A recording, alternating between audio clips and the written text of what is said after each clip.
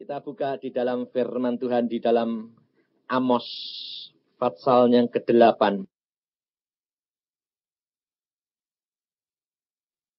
Amos pasal yang ke-8. Mulai dari ayat yang pertama. Amos itu kitab yang hampir akhir ya, hampir habis gitu. Penglihatan keempat bakul dengan buah-buahan. Inilah yang diperlihatkan Tuhan Allah kepadaku. Tampak sebuah bakul berisi buah-buahan musim kemarau.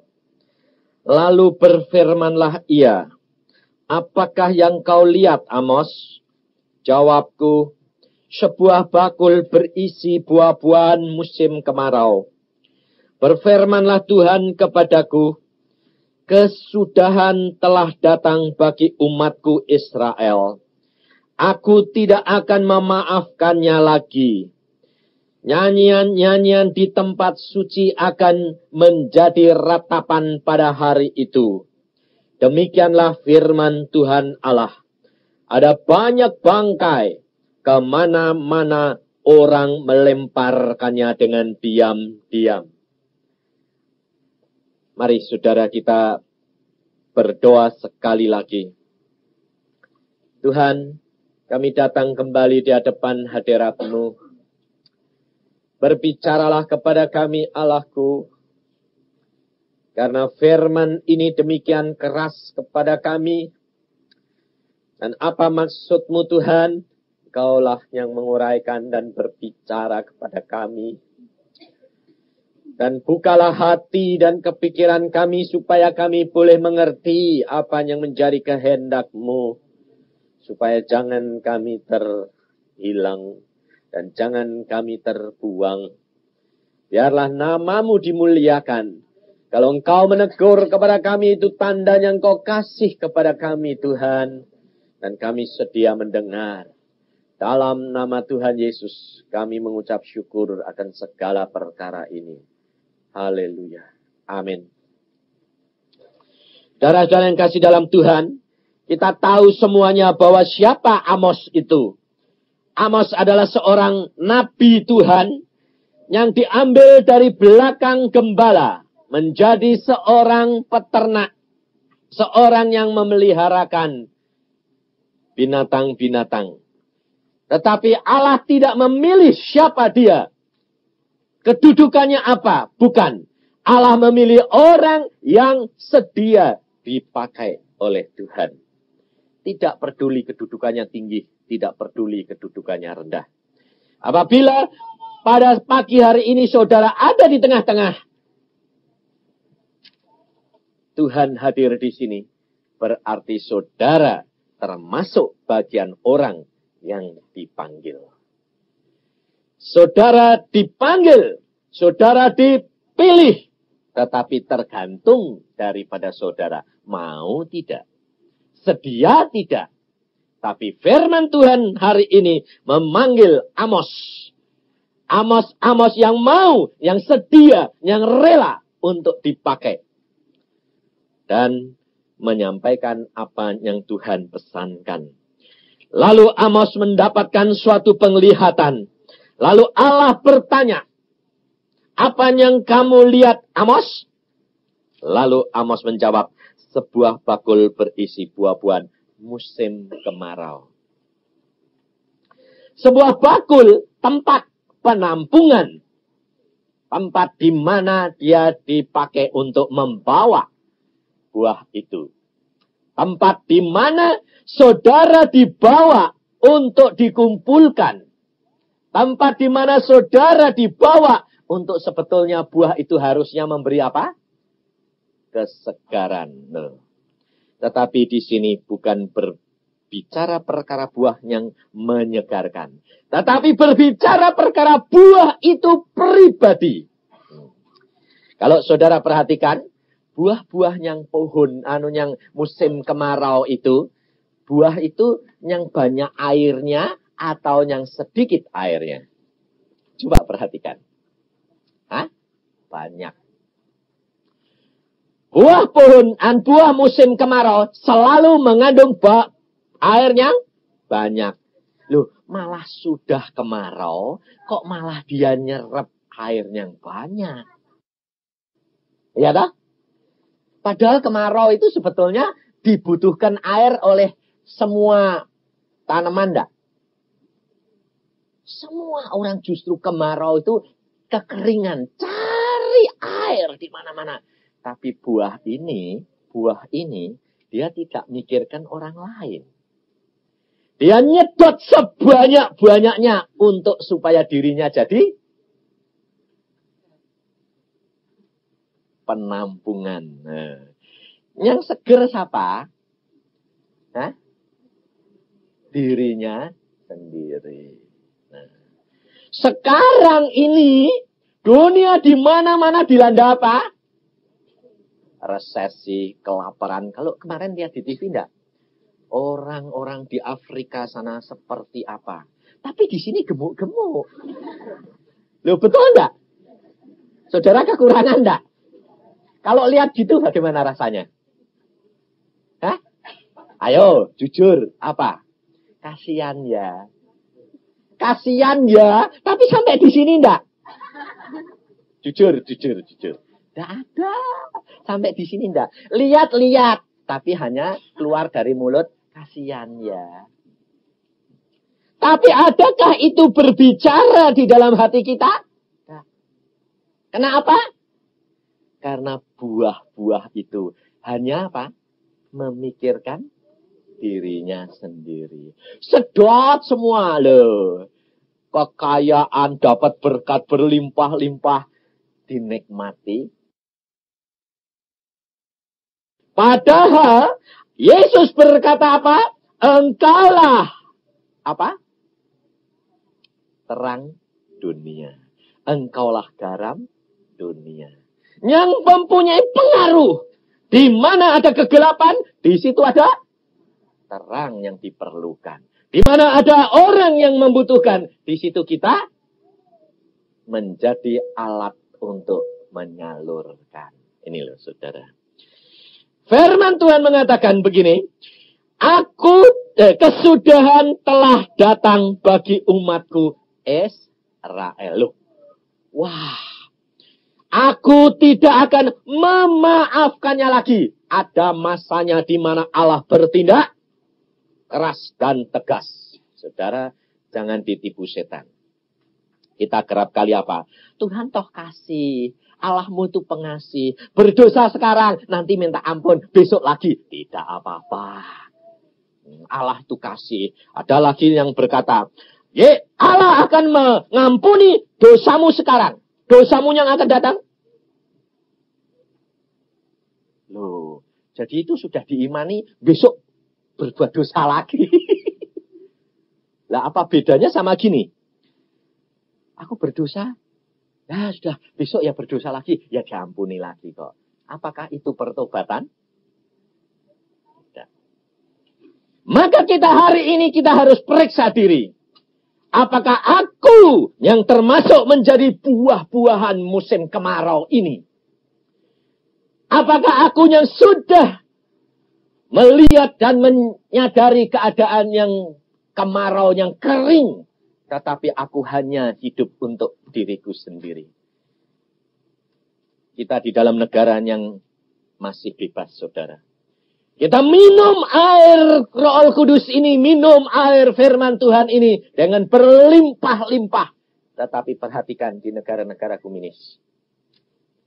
Semuanya sudah kehausan, kekeringan. Baru kita nanti dapat menikmati apa artinya air itu. Kita hanya memperhatikan diri kita sendiri. Kita tidak memikirkan mereka yang di dalam keadaan yang kehausan. Dalam kepicikan.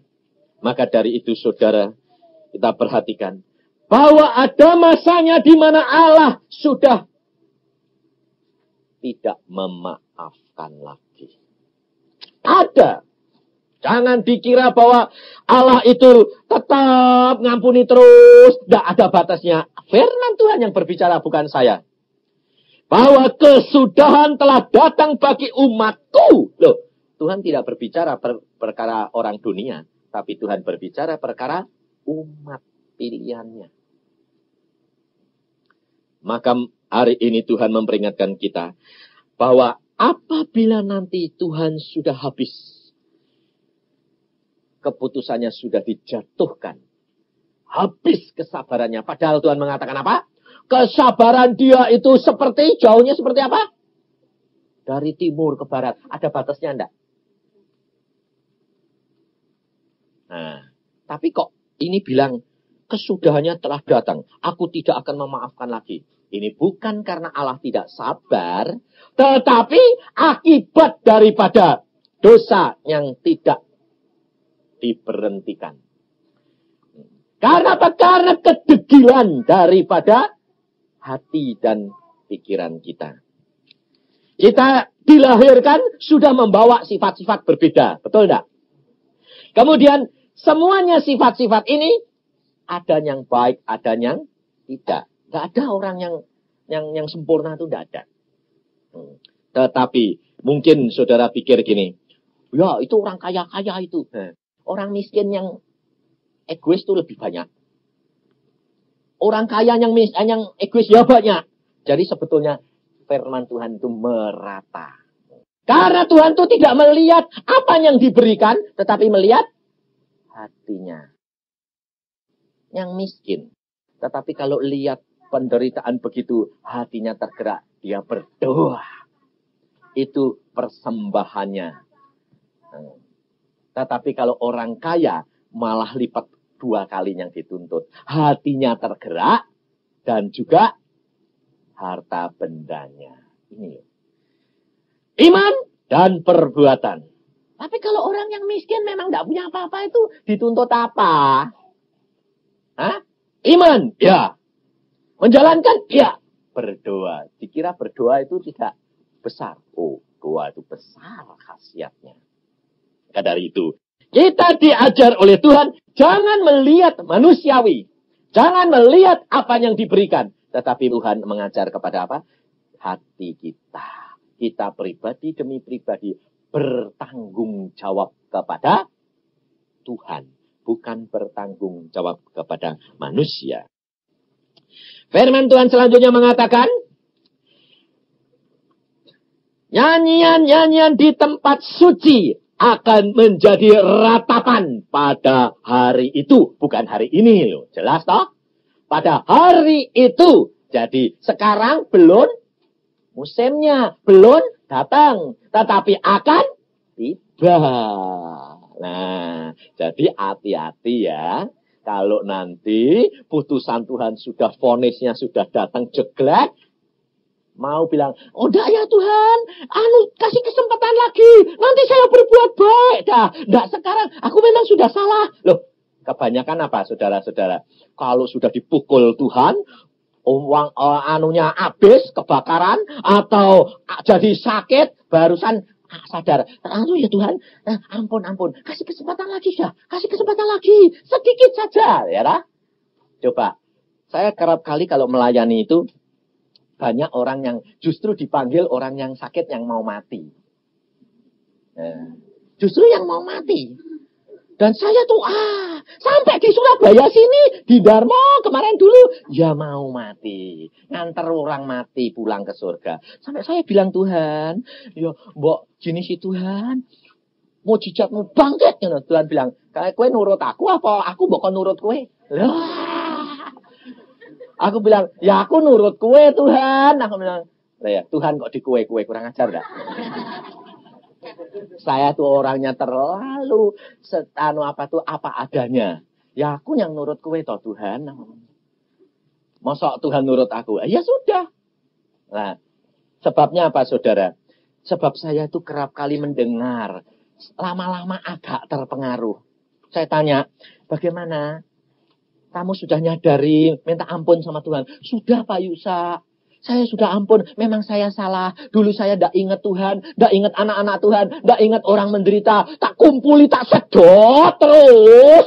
Akhirnya itu tak sedot terus sampai aku sampai sekarang, sampai kekenyangan dan ternyata membawa akibat kanker. Loh, sekarang itu banyak orang sakit jantung enggak? Kenapa toh? Loh, orang sakit jantung itu kebanyakan apa? Tekanan. Ya, tapi kebanyakan lemak, kegendutan.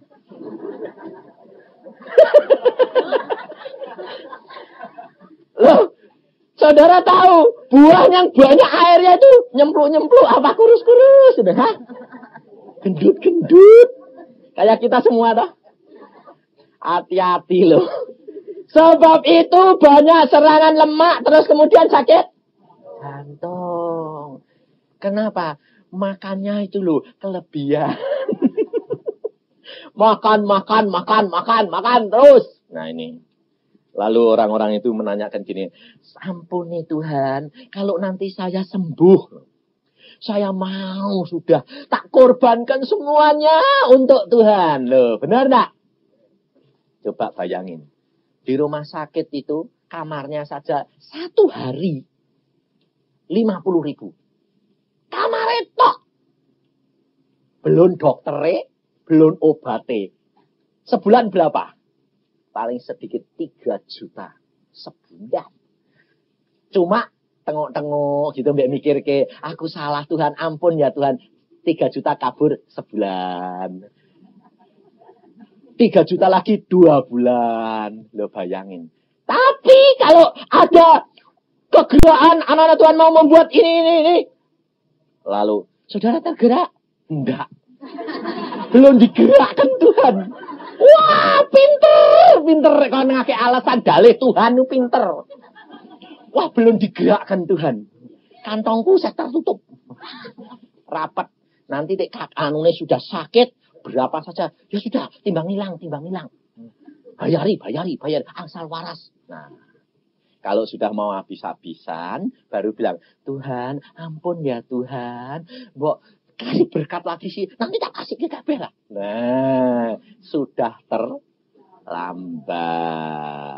Lalu Tuhan berkata, waktunya sudah habis, Yusa.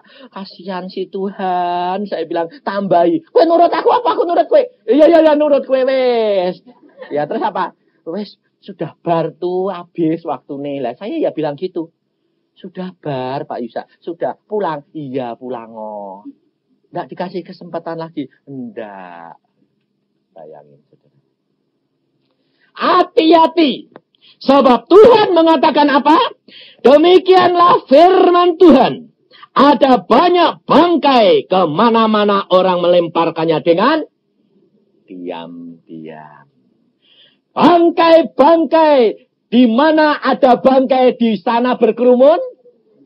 Burung nasar. Di mana ada bangkai, di sana berkerumun burung nasar. Di mana orang itu tidak melekat kepada Tuhan, di sana kumpulnya setan-setan. Ya, saudara perhatikan. Jadi kalau saudara sudah mengatakan, engkau anak Tuhan? Ya. Nyanyinya, engkau anak raja? Iya. Tapi banyak burung nasar yang datang. Yang seneng sama saudara. Masih kerasukan, masih kena ini, kena itu, terikat ini, terikat itu. Loh, setannya itu seneng sama saudara apa benci sama saudara? Kalau seneng saudara itu hidup apa mati? Yang diparani burung nasar itu orang hidup atau orang mati toh? Hah? Burung nasar berani datang pada orang hidup. Ya dicekel, dibanting. Yang mati. Dan apabila kematian itu sudah membau, maka burung nasar itu segera sudah tahu. Saudara tahu. Iblis itu dia mengintai terus. Dan dia punya penciuman istimewa. Saudara belum mati, dia sudah mencium. Wah, ini dia makanan saya. Dan itu karunia-karunia itu bisa. Istri saya tuh punya karunia istimewa. Orang sebulan belum mati, dia sudah tahu. Dia ngomong-ngomong itu, dia sudah bau. Dia bilang, waduh, ini orang harus cepat-cepat diinjili. Kenapa? Mau game. Dan dia bisa membedakan. Yang sudah cepat, yang sudah sebulan, yang masih sebulan atau kurang, sudah seminggu, 2 minggu, tahu. Dan ini anak Tuhan yang baik atau tidak, tahu. Dapat karunia. Sebab dia mencium, langsung ada hikmat Tuhan. Anak Tuhan yang baik. Mau pulang, siapkan. Wah, diinjili. Tante, sudah di surga enak ya. Sudah cerita. Sudah tante, lebih baik diserahkan saja semuanya. Karena waktunya sudah hampir habis. Oh iya. Wah, seneng. Terus, kenapa? Sudah waktunya Tuhan segera panggil. Oh ya, seneng saya. Wah, itu loh anak Tuhan yang sungguh. Tapi ternyata kita tuh anak Tuhan bilang, sungguh-sungguh. Tapi kalau dikasih tahu mati, no. Coba. Bisa ketawa enggak? Hah? Kok katanya anak Tuhan yang sungguh? Takut mati, yo. Anak Tuhan yang sungguh. Kalau anak Tuhan yang sungguh, enggak ada. Karena dia sudah tahu bahwa segera dia ketemu dengan itu bapaknya. Dan seorang ibu yang luar biasa sekali. Umurnya 84. Masih sehat. Baca masih bisa. Hidupnya penuh dengan sukacita. Ngucap syukur terus. Saya tanya, tugasmu apa tante sekarang? Mendoakan hamba-hamba Tuhan. Wah, luar biasa. Luar biasa. Mendoakan hamba-hamba Tuhan. Dan membantu penginjilan. Dia berkata apa? Ya kaya. Saya tidak bisa pergi sendiri. Tenaga sudah tidak ada. Tetapi saya berdoa. Doa saya mengikuti dia. Dan harta benda ini juga mengikuti dia. Aku ikut ambil bagian dalam penginjilan mereka. Luar biasa. Doa terus. Ketawa, doa terus. Tahu-tahu saya di jalan Tuhan mengatakan, mampir. Mampir kemana? Saya bilang, tempat ini, pantai ini. Oh ya, ada apa Tuhan? Nanti aku bicara. Sampai di sana, bagaimana tante? Wah, sudah lama tidak ketemu kamu. Senang ya? Bagaimana? Wah, puji Tuhan. Luar biasa Tuhan itu. Tuhan sayang. Ini ada 2 tante. Saya bilang, ya, bagaimana? Mau kemana lagi? Oh, saya mau berangkat lagi ke luar kota. Nah, tante bilang, wah, saya bantu doa. Ya, tapi, saya bilang, di situ langsung Tuhan bilang, kasih tahu. Cuma tinggal 4 dino. Bayangin. 4 hari. Saya bilang, tante, Anda berdoa toh? Iya. Ya. Anda ikut saya menginjil. Tapi tante, di dalam dunia ini tidak kekal. Oh iya. Sudah siap mau pulang? Sudah. Benar? Iya. Ya sudah. Nanti kita ketemu di surga ya, di Firdaus. Tidak di dunia lagi. Berhenti sebentar ya. Aku udah ketemu kue. Ya. Dalam kapan? Ya, dalam waktu singkat. Oh, jadi kamu nanti pulang dari luar kota, tidak bisa ketemu aku? Tidak. Ketemu di Firdaus. Oh ya, puji Tuhan, puji Tuhan. Nah. Benar loh ya? Ya. Nah, saya berangkat. Langsung, saya 4 hari kemudian, saya tanya sama istri saya, entrokal saya. Dad, bagaimana si tante ini? Persis tadi malam pulang. Bayangin, saudara. Pulangnya bagaimana? Dia tahu. Dia tahu. Habis makan, jalan-jalan, dia bilang, panggilin, kecuali Yusa. Saya mau pulang. Langsung dia ganti pakaian, tidur rapi. Orang belum datang, sudah berangkat. Bayangin, indah enggak? Indah. Nah, tapi kok takut? Nah ini loh saudara. Coba diperiksa diri sendiri. Engkau itu anak Tuhan yang percaya sungguh firman Tuhan apa enggak? Ayo jujur sekarang. Ternyata percaya. Tapi kurang. Lalu saya tanya, kenapa kurang? Ya, hati berkehendak, tubuh lemah kok ya. Dalih pakai Alkitab. Pintar. Ayat 4 selanjutnya mengatakan peringatan terhadap orang yang menghisap sesamanya. Loh, perhatikan saudara. Dengarlah ini kamu yang menginjak-injak orang miskin. Dan yang membinasakan orang sengsara di negeri ini. Dan berpikir bilakah bulan baru berlalu. Supaya kita boleh menjual gandum. Dan bilakah hari Sabat berlalu. Supaya kita boleh menawarkan terigu. Dengan mengecilkan eva. Membesarkan sikal. Berbuat curang dengan neraca palsu. Nah, mungkin saudara-saudara mengatakan, oh itu tidak saya. Coba perhatikan. Kita kerap kali tidak mengatakan menginjak-injak orang miskin. Oh enggak. Ya, coba. Kalau ada orang minta-minta, apa jawab saudara? Yang datang ke rumahmu, ketok-ketok, dok, pakaiannya jembel. Ayo. Apa? Anda saudara? Hah? Maklum ya, lain kali saja. Tidak ada uang kecil. Lah kok yang gede yang dikasih cek? Tidak. Nah, ada orang minta-minta itu ada ngomong gini. Tidak punya uang kecil loh Pak. Ya yang besar jatuh. Tapi saudara bilang, ya jangan yang besar buat saya, yang kecil buat kamu. Inilah saudara. Tapi coba kalau yang datang itu pakai mobil Mercedes. Saudara tanya, perlu apa? Enggak. Silahkan masuk. Tanya apa? Kok enak? Belum tentu yang pakai Mercedes itu tidak penipu. Zaman sekarang banyak penipu. Inilah saudara. Jangan kita terpengaruh oleh apa yang kita lihat, apa yang dengar. Jangan kita menginjak orang yang miskin. Tapi justru Lazarus itu diselamatkan. Orang kaya itu tidak diselamatkan. Tapi bukan berarti loh. Bukan berarti bahwa memang ikut Tuhan harus menderita. Tidak. Di mana kesalahan Lazarus? Kesalahan Lazarus adalah dia tidak mengenal janji daripada Allah kita yang ajaib. Maka dia tidak dapat menikmati harta benda yang Tuhan berikan kepada kita. Karena dia tidak tahu janji daripada Tuhan. Karena pada zamannya Lazarus itu Alkitab belum ada.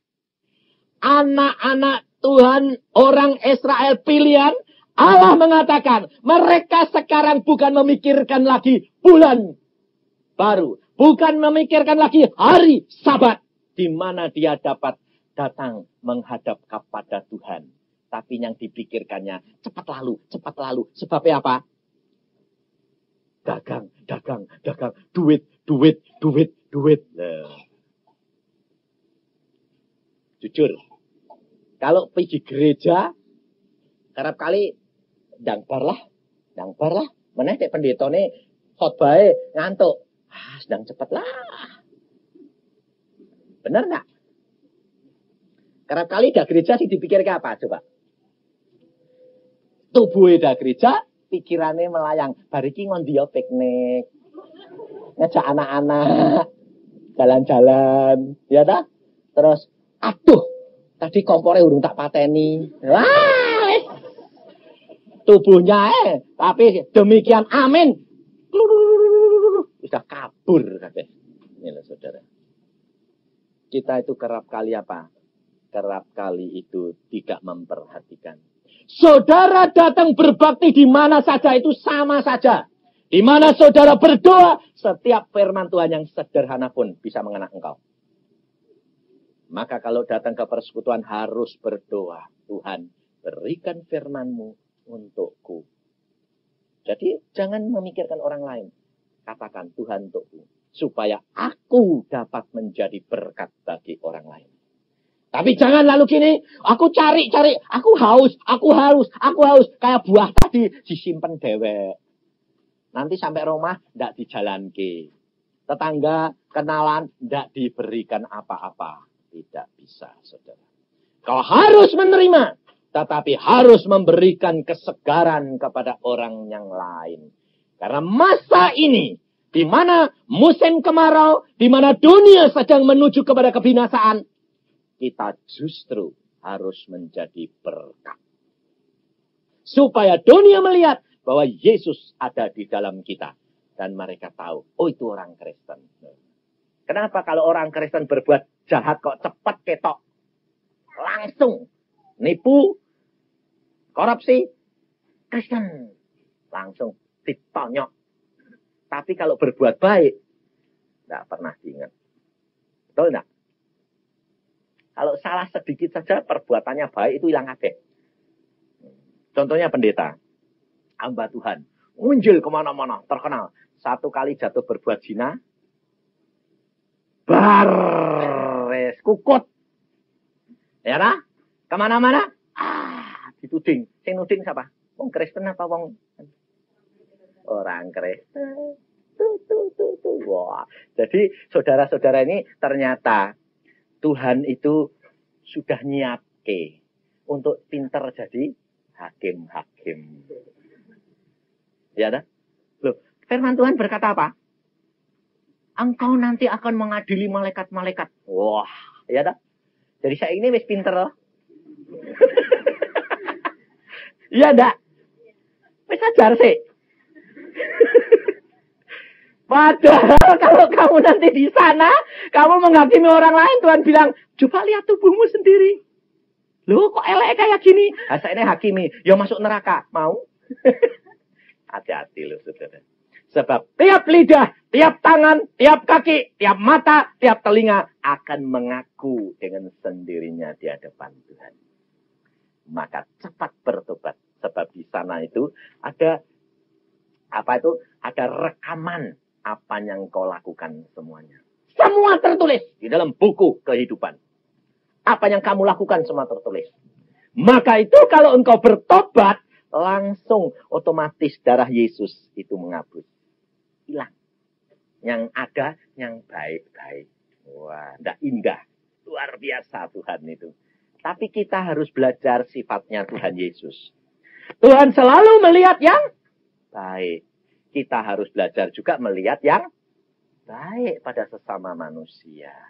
Lawan kita yang menyakitkan hati kita, lihatlah baiknya dia di mana. Coba, kalau saudara mau membayangkan, melihat yang baik, maka pikiranmu, pandanganmu, cara kamu mendengar berbeda.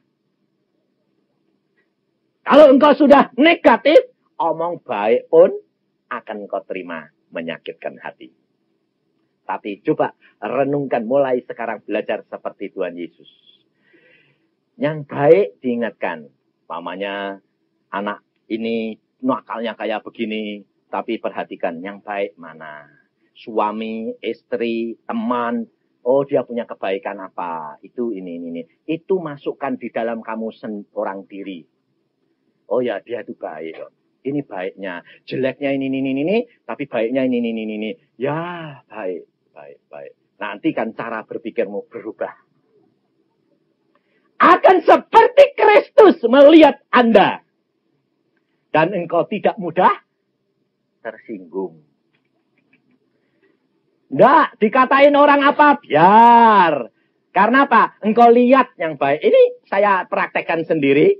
Dan Tuhan itu luar biasa.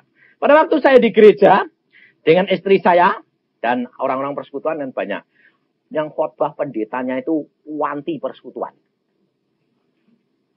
Wah, khotbahnya berapi-api. Terus dia bilang gini, saudara-saudara, sekarang domba-domba dari gereja-gereja kita banyak yang lari cari rumput di tetangga-tetangga. Tapi saudara tidak tahu, rumput-rumput mereka itu beracun. Nanti kamu akan mati semua. Istri saya langsung ngikut saya. Persekutuan zaman sekarang. Mubal kayak mau nyediain rumput. Domba-domba mengatakan hijau. Gak taunya itu ternyata beracun. Istri saya ngikut. Saudara-saudara seiman persekutuan yang lain. Lihat-lihatan. Loh, saudara gitu enggak kalau dikritik? Ayo, jujur. Hah? Gitu dah?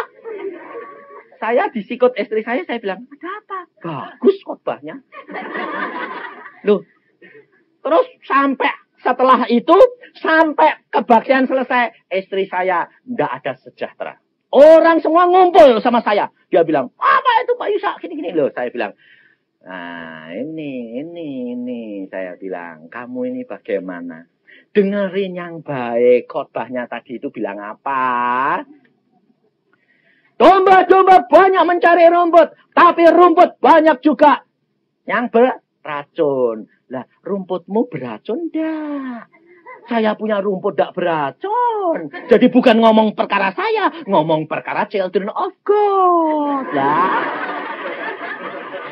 Lalu istri saya melongok gini.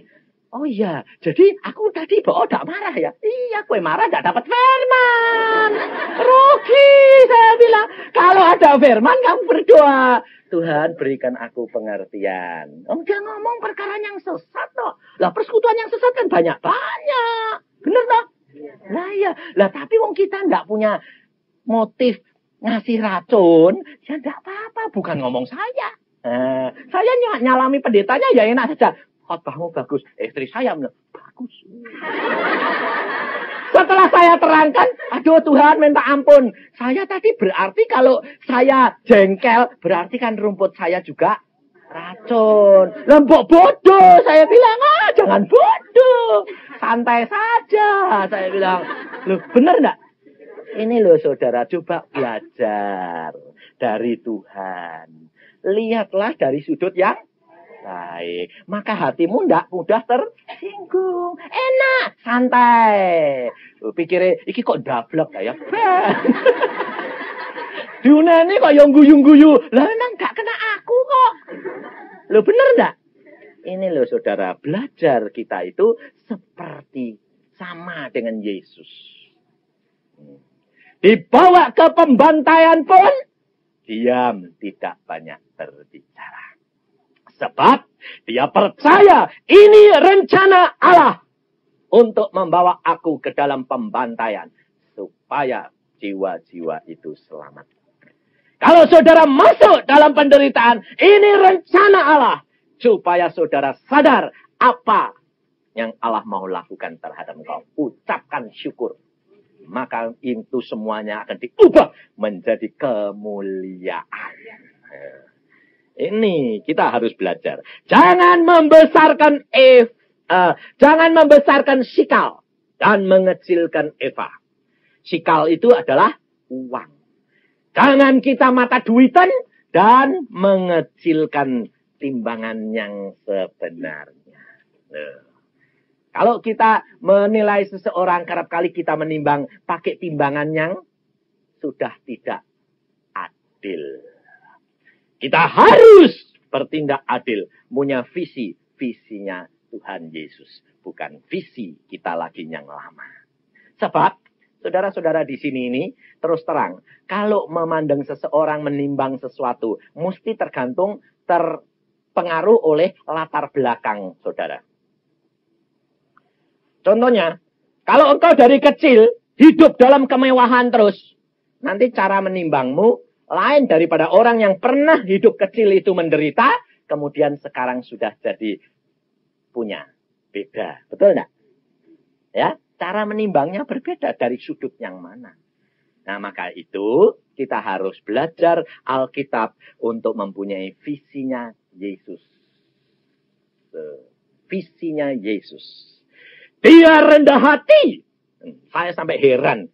Sampai saya bilang, Tuhan, itu orang kayak begini kok mbok bela saja Tuhan loh. Tuhan bilang, engkau tidak tahu Yusa, dia itu kan latar belakangnya bagaimana gini. Oh iya ya Tuhan, setelah Tuhan buka semuanya latar belakangnya dari kecil begini, saya bisa mengucap syukur. Terima kasih Tuhan. Saya sendiri waktu kecil dibuang-buang, saya bisa tidak sakit hati sama orang tua. Karena apa? Karena Allah memberikan visi. Justru penderitaanmu itu aku yang membiarkan. Supaya aku bisa pakai engkau. Loh. Kalau engkau tidak dibuang oleh dunia, engkau tidak akan aku ambil. Sebab Yesus berkata, kalau dunia membenci kamu, itu sudah sewajarnya. Karena aku ambil engkau dari dalam dunia. Untuk dikuduskan, disucikan, dan diselamatkan. Maka selanjutnya Tuhan mengatakan, firman Tuhan di dalam Matius pasal 12. Matius 12, di sini Tuhan mengatakan kepada kita, apa apa yang Tuhan mau. Ini loh saudara.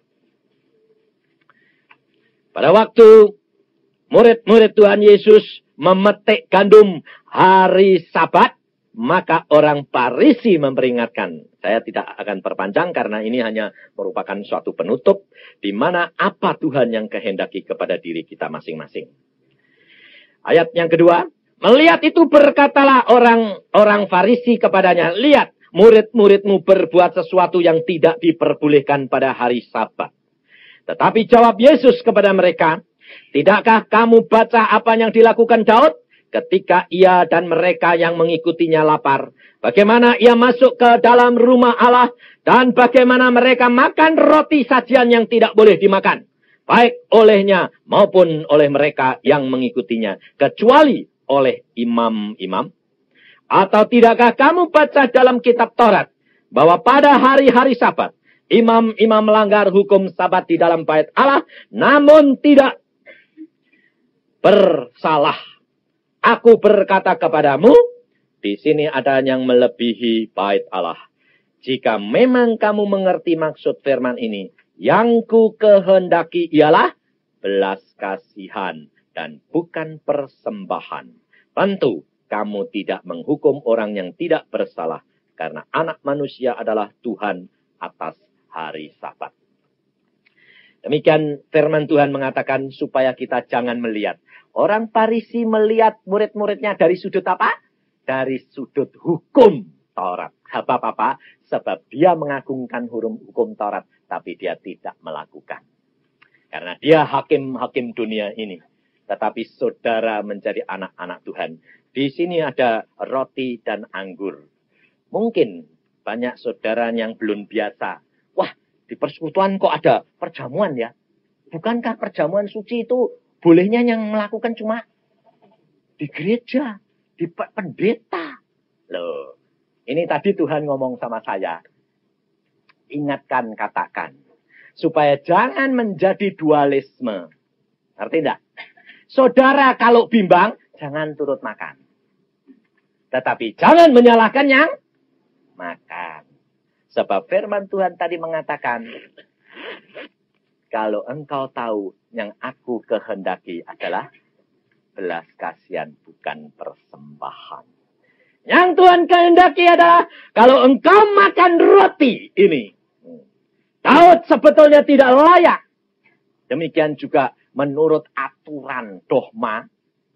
Kalau bukan pendeta, jangan ngadakan persekutuan. Jangan mengadakan perjamuan. Kalau bukan gereja, jangan mengadakan perjamuan. Ya. Tetapi firman Tuhan telah berkata, jangan kamu menghakimi. Mereka makan roti kudus. Kalau orang itu orang pilihan. Daud, orang pilihan. Meskipun secara dunia tidak layak. Tetapi secara Allah melayakkan segala sesuatu. Maka dari itu saudara, apabila nanti pelayanan perjamuan diadakan, engkau pribadi demi pribadi tanya, berdoa. Kalau engkau takut dengan dogma, ya jangan makan. Tetapi jangan juga menjadi corong lu. Wah, di sana aku turut perjamuan. Wah, terus ngomong sama pastore sama pendeta nih. Lah, nanti jadi apa itu? Nanti sana marah. Nanti yang kena marah siapa? Saudara. Lah itu opae. Kalau nanti ada apa-apa manggil pendeta atau pastor bilang enggak mau. Oh itu opae, makan rumputnya orang lain kena racun. Lah, kapok kowe. Makanya itu harus bijaksana, ya. Yang di sini saudara mau datang, kalau di sini diadakan tergantung saudara. Mau turut boleh, tidak apa-apa. Ya toh? Karena apa? Karena saudara tamu. Tamu itu kalau diundang, ya mesti ngikutin yang punya rumah. Nah, lalu jangan jadi hakim. Datang sini ngakimi. Wah, apa-apaan. Wah. Ya, nanti kamu akan dihakimi. Mari kita berdoa.